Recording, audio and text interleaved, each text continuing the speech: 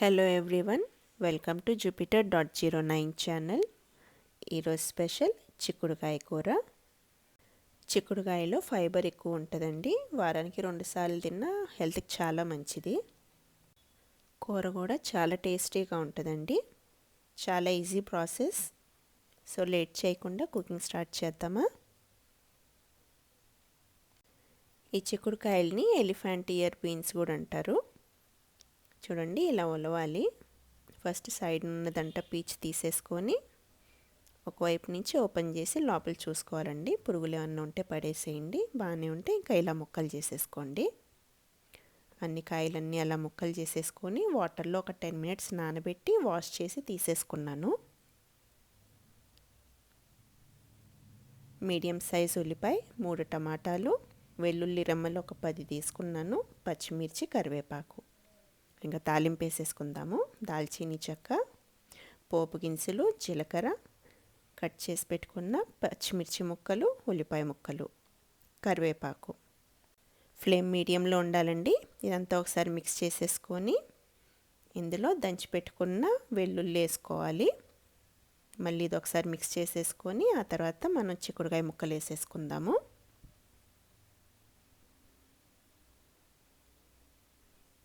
చిక్కుడుకాయ లేతవి తీసుకుంటే ఇంకా బాగుంటుందండి కూర. వీలైనంత వరకు లేతగా ఉన్న చిక్కుడుకాయలు తీసుకోండి. చిక్కుడుకాయ ముక్కలు వేసేసుకున్నాక సాల్ట్, టేస్ట్కి సరిపడా సాల్ట్ వేసేసుకుందాము. ఇంకా పసుపు. ఇదంతా మళ్ళీ ఒకసారి మిక్స్ చేసేసుకోవాలండి.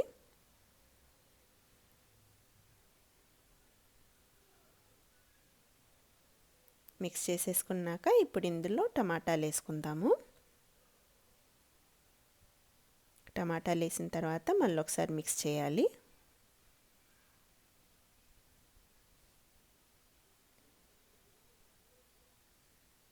ఇప్పుడు మూత పెట్టేసి ఫ్లేమ్ కూడా లోలో పెట్టేసుకోవాలి. లో ఫ్లేమ్లో ఈ కూర అంతా ఉడకబెట్టుకోవాలండి.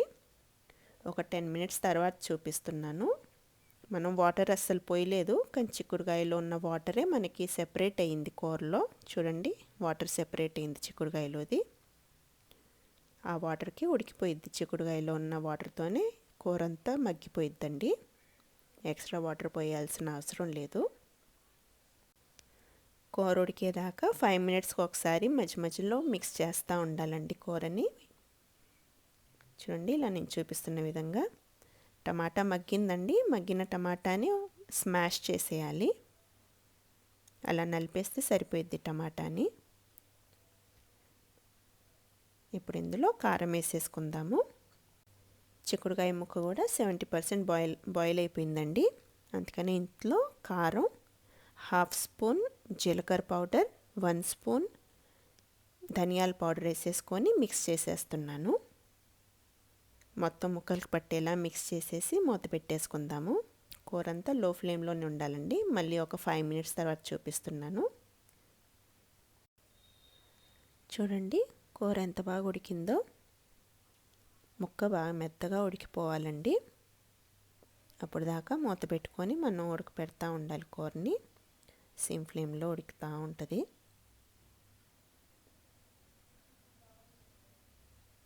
ఇప్పుడు కొత్తిమీర వేసేసుకొని గార్నిష్ చేసుకుందాము.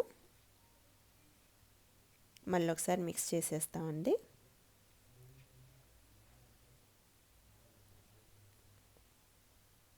అంతేనండి, కూర రెడీ అయిపోయింది.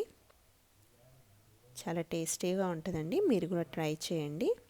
ఎక్కువ ఇంగ్రీడియంట్స్ ఏమీ వేయలేదు, కానీ చాలా టేస్టీగా ఉంటుంది. Thanks for watching.